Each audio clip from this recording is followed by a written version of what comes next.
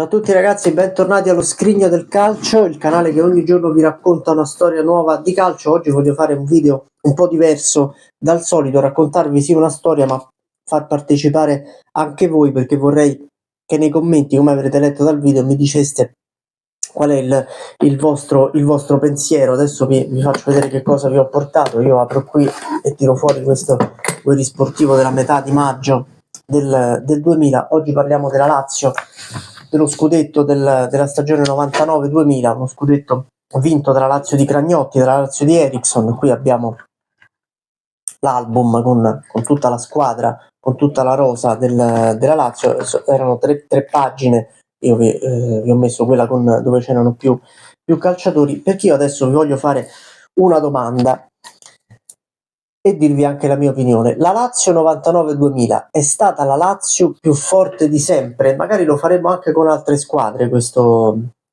sorta di giochino.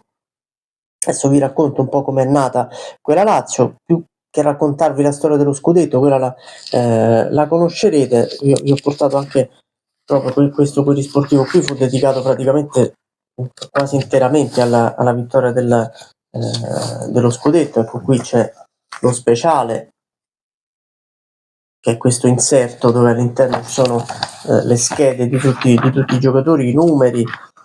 C'è un bellissimo poster, credo che i tifosi della Lazio dell'epoca lo abbiano anche affisso nelle loro camere, dove ci sono tutti i giocatori che in movimento, e ci sono i numeri ovviamente della stagione, i voti ai calciatori.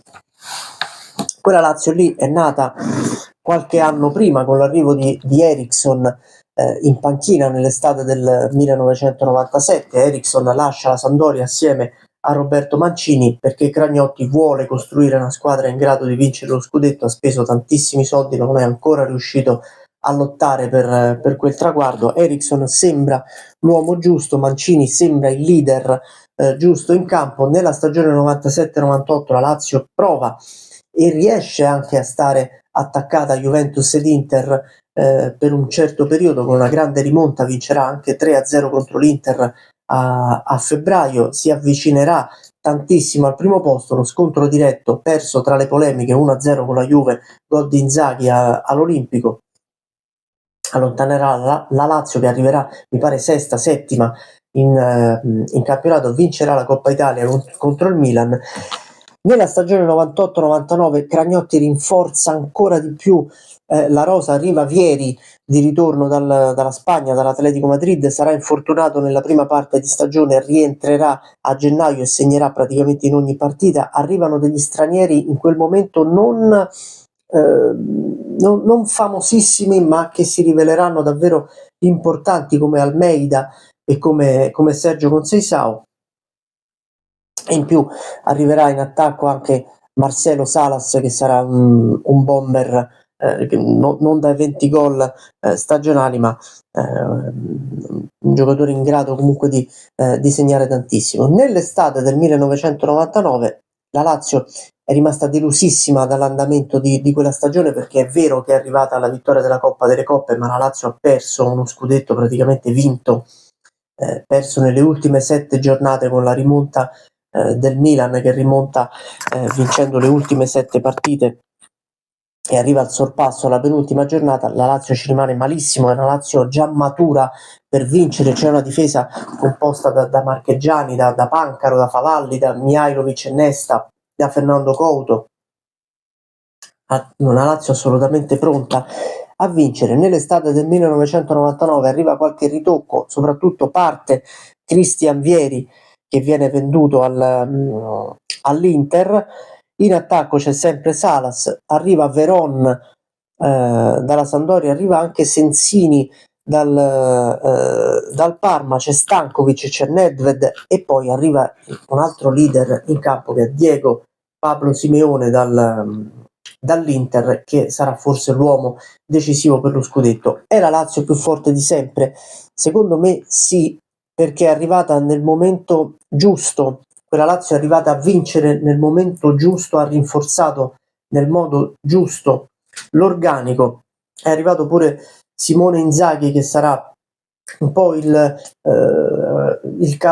cannoniere inatteso di quella Lazio farà i gol che serviranno quando serviranno, anche all'ultima giornata, quella decisiva contro la Reggina. Simeone sarà il bomber dello scudetto delle ultime partite, andrà in gol soprattutto nello scontro diretto vinto in casa della Juventus ad inizio aprile. Quella Lazio lì è stata condotta magistralmente da Eriksson e sembra quella del 99-2000 sembra un po' la storia dello scudetto della Sampdoria, quando ci fu il patto tra i senatori dello spogliatoio e Boskov: rimaniamo fin quando non vinciamo lo scudetto. La Lazio non era matura forse nel 97-98 per vincerlo, nonostante fosse una squadra molto forte. Era matura nel 98-99 ed è arrivata ad un passo dal vincerlo. Nel 99-2000 aveva accumulato talmente tante esperienze ed aveva la rabbia dello scudetto perso, che è passata sopra a qualsiasi cosa, è passata sopra ad un inizio stentato in cui faticava ad imporsi, è passata sopra la fuga della Juventus, che all'inizio del girone di ritorno e ad un certo punto sembrava ormai irraggiungibile, è passata sopra un derby perso a novembre 4-1 contro la Roma, che vinceva 4-0 dopo mezz'ora. Quelle sono situazioni in cui in una città come Roma, se lo spogliatoio non è forte, se non c'è carisma, se non c'è leadership, è difficile rialzarsi. È passata sopra l'eliminazione dalla Coppa dei Campioni contro il Valencia, che poi è arrivato in finale. Ve l'ho raccontata la storia delle finali del Valencia, andatevele a ripescare. E anche quell'eliminazione lì, un po' inattesa e un po' deludente, perché quella Lazio poteva far strada anche in Europa, quando proprio Simeone andò a parlare dopo Valencia-Lazio, l'andata persa 5-2 dalla Lazio, e disse: chi non ci crede può pure non venire allo stadio per la gara di ritorno, a noi serve gente che ci creda, fa capire come non volessero lasciare niente di intentato, fossero maturi e forti sia in campo che nello spogliatoio per vincere, e questo ha dato la forza poi per imporsi e per sperare e credere nella rimonta. Io adesso qua vi leggo quello che è successo. Cioè, se voi pensate che alla 26esima giornata la Juventus aveva 59 punti e la Lazio 50, siamo arrivati all'ultima giornata, alla 34esima, con la Lazio a 72 e la Juve a 71. È una delle rimonte, cioè la Lazio in fondo ha fatto quello che aveva subito l'anno prima. L'anno prima la rimonta del Milan nelle ultime 7 giornate, e nelle ultime 8 della stagione successiva i biancocelesti riescono a fare quello che avevano subito l'anno prima. L'anno successivo, e poi oltretutto vince anche la Supercoppa europea a Monte Carlo contro il Manchester United, che era campione d'Europa, che era la squadra più forte d'Europa in quel momento, ad agosto del 99. L'anno successivo forse è addirittura più forte, il 2000-2001, arriva Crespo, che è un bomber da oltre 24-25 gol a campionato, eppure la Lazio fatica e arriva soltanto alla fine a provare a difendere lo scudetto, ma vivrà una prima parte di stagione molto, molto deludente. Era più forte la Lazio del 2000-2001, forse come nomi addirittura sì, ma la Lazio del 99-2000 secondo me è stata la Lazio più forte di sempre, perché era una squadra completa, sia da un punto di vista tecnico che da un punto di vista mentale. Era come se quella squadra sapesse di non poter non vincere quello scudetto, nonostante ad un certo punto sembrasse veramente impossibile. Non c'era più Vieri e non era arrivato Crespo.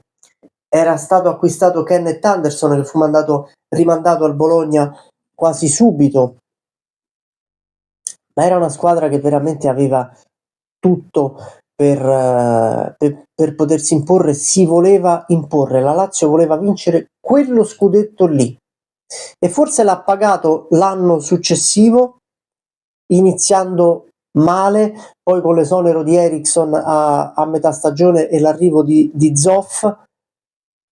È una Lazio che, ripeto, aggiunse Crespo a questa squadra qui. Parliamoci chiaro, Crespo probabilmente era più forte sia di Simone Inzaghi che di Salas. Forse Crespo la Lazio 99-2000 avrebbe fatto tantissimo, ma quella Lazio aveva bisogno di vincere con quell'organico lì. Era una squadra, secondo me, inarrestabile e col centrocampo sicuramente più forte di quel campionato e con un centrocampo come pochi altri io ne ho visti in Italia negli ultimi 20, 25, forse 30 anni. Questo centrocampo qui che poteva contare su Sergio Conceição, su Almeida, su Simeone, su Stankovic, su Nedved e su Veron.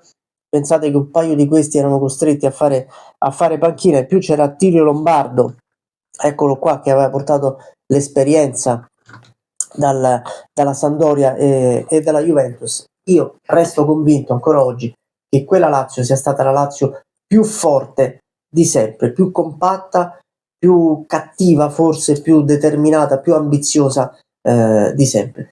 Ditemi che ne pensate, ditemi se possiamo esportare questo format anche ad altre squadre. A me è venuta la Lazio perché rileggendo così qualcosa ho letto la Lazio 99-2000 e mi è tornata in mente. Ditemi che ne pensate e mi raccomando iscrivetevi al canale. Ciao a tutti.